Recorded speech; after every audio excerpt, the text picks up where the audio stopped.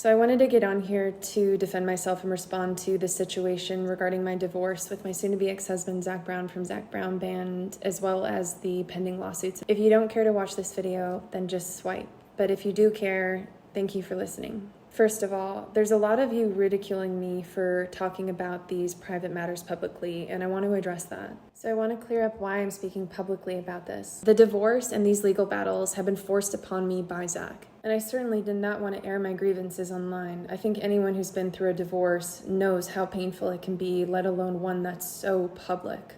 But speaking out is the only way that I can defend myself in the public arena against a Goliath with a huge platform, a large microphone, in his attempt to silence me and hide the truth. And contrary to the narrative that's being perpetuated, this isn't about me going after money or fame. This is about legally and publicly defending myself against oppression. And look, if you review the timeline of events, it's very clear and evident that Zac was the one who started this and brought it to the public attention in the first place. I have simply been responding and doing what I can and using my platforms to defend myself. Facts. In January, Zac publicly filed for divorce immediately after he did not get the NDA he wanted.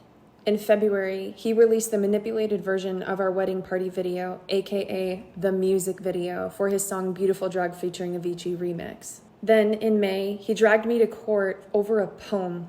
And within 24 hours of filing that lawsuit, he made a public statement through a press outlet explaining why he was going after me for an emergency TRO, aka a temporary restraining order. We ended up going to federal court where Zac was denied the emergency TRO. Then in June, a few days after the hearing, Zac and his company not only amended their lawsuit, they made a public statement in the press, bringing even more attention to these matters. And this whole situation has continued to blow up ever since. So yes, I have been using my platforms to defend myself and stand up in the press arena, but make no mistake, I wasn't the one who made this public in the first place. And look, from the press that's been circulating about our situation, it appears that Zac and his team are pushing this predictable narrative of me being money hungry. And given the articles that were put out recently about these matters, it's really important to me that I use my platforms to stand up and defend myself. So here are 4 facts. First, I had my own life and career way before I ever met Zac. And although Zac is very wealthy, we were together for years, and when we got married, we both signed that extensive prenuptial agreement together. I married Zac because I truly loved him and the life that I thought we were building together. 2, when I signed that prenup, I understood what it meant, and contrary to what has been reported, I never actually challenged our prenuptial agreement, at least not in the literal sense. I only questioned whether it should be enforced before we had the opportunity to investigate whether Zac's disclosures were accurate. What I said was that I believed the prenup to be enforceable if Zac's disclosures were in fact accurate. And as it turns out, Zac admitted in court that those disclosures were not entirely accurate. But in the end, it didn't matter because Zac's wealth dwarfed the relatively small amount of disclosure errors. And this brings me to the next fact, number 3, which is that the court's decision to enforce the prenuptial agreement was made over 2 months ago, yet now it's conveniently being brought up in an exclusive article, one in which my attorneys nor myself were asked to comment on.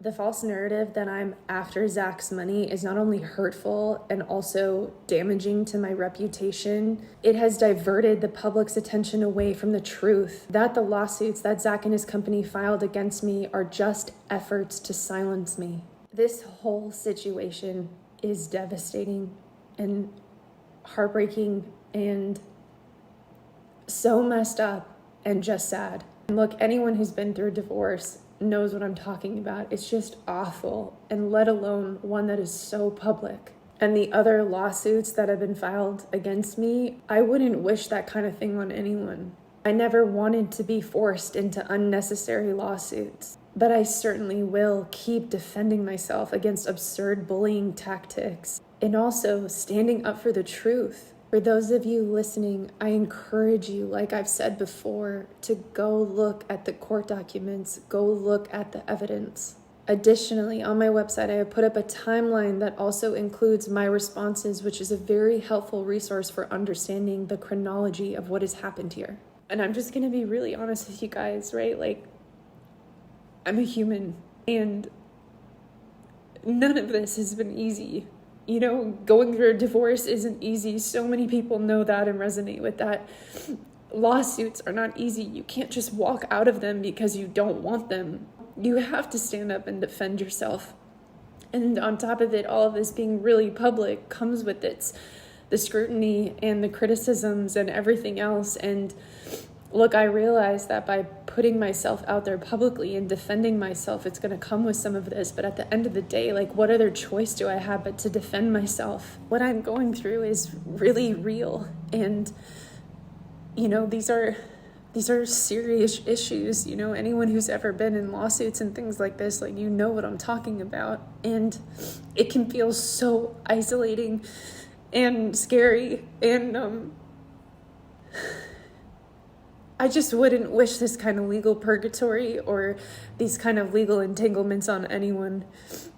And anyway, I just want to wrap this up with gratitude because, you know, I'm taking to my platforms to speak out and defend myself. And I know a lot of you like see that, you see what's happening here. And so I appreciate you, you know, taking your time to listen. The messages, the comments, those things by you guys, like, who really see what's going on here. Really, thank you. Thank you.